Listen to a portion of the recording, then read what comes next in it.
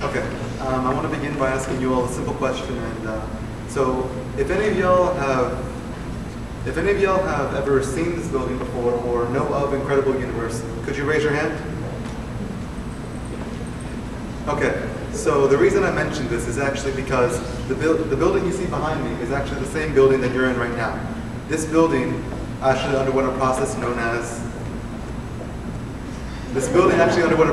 adaptive reuse. And now what adaptive reuse is, it is a process where a pre-existing building undergoes repurposing in order to fit a new function. And this building is an example because this building went from a warehouse store to a school where now it teaches thousands of kids every day, adults and kids. So firstly, I wanted to begin by mentioning the benefits of adaptive reuse. Adaptive reuse helps companies save money by not making them make, design, and create new buildings for the purpose that they need it to be.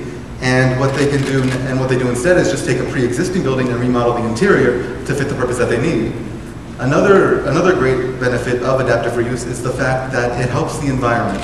The way it does this is first, it helps conserve materials by not making us design new buildings and create them.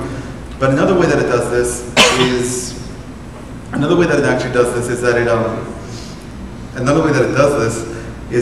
helps slow the spread of urban areas. And so I have some examples here of how urban areas are spreading in the past 32 years. Here you can see Houston in 1984. Here you see Houston in 2016. This is Las Vegas in 1984, Las Vegas in 2016. Dubai in 1984, Dubai in 2016. So what this shows is that urban areas are going at a rapid rate in just the past 32 years. And what adaptive reuse does is it slows this process by, instead of just leaving unused buildings unused and filling up space and spreading urban areas by creating new buildings, it takes those unused buildings and it gives them a new purpose, and thus new buildings don't have to be created as quickly. But adaptive reuse also runs into problems. And it runs into problems whenever a building undergoes drastic changes in its initial purpose. An example of this would be if you changed Walmart into a prison. Every building is initially created with certain features to fit its initial purpose. And if you change the building's purpose drastically, it will not have the certain features that it will need to fit that new purpose. So I wanted to focus on problems that actually this school faces when it underwent adaptive reuse. Firstly, the features that are necessary for a school to do well are windows, natural light views, and room height. So, firstly, this building has a great lack of windows. This building only has windows by doorways, and even the ones on the challenge side of this campus are now blocked by the parking lot. So it doesn't get the same amount of natural light that it did in the past. But actually a study done by the California Energy Commission found that what it found was that natural light actually leads to students being more productive, they are more attentive, they have better moods, and they get better grades in school. But because the school has a lack of natural light, we don't get those benefits here, like in other schools. Another benefit that we do well in is room height. So John Mayer Levy, he's a marketing professor at the University of Minnesota, and what he found was that in an 8-foot high room, students tend to notice more details, and they tend to notice those things more, smaller things. But in a 10-foot high room, students tend to think more freely, and they think more freely, and they think outside of the box. So, and that's what here, if you've ever been in an art room, in one of the art classes, you'll notice that those rooms are much taller than normal classrooms. And finally, views. Views is a major thing that this school is lacking, again, because it doesn't have enough windows. Because what Stephen and Rachel Kaplan found, they are both environmental psychologists, and what they found was that if workers have a view of greenery while they're working, they tend to like their jobs more, they tend to have better life satisfaction, and they just do better in work overall.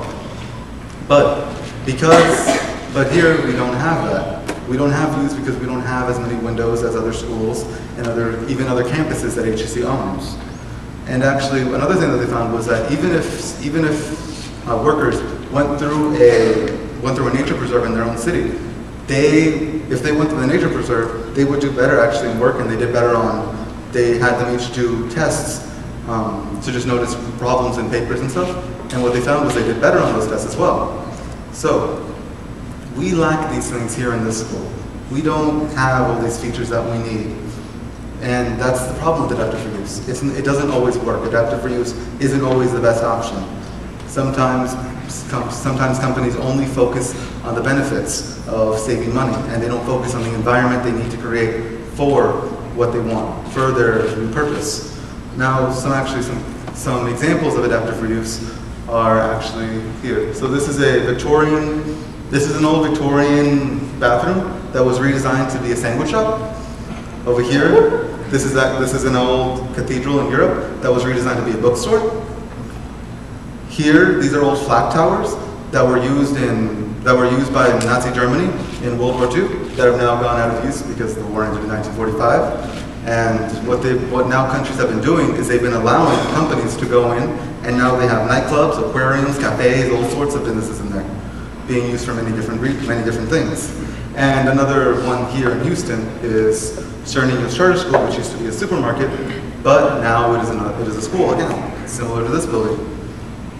So, but another example, now these aren't examples of adaptive reuse, but these are examples of other college campuses owned by HCC that include all these features that we lack.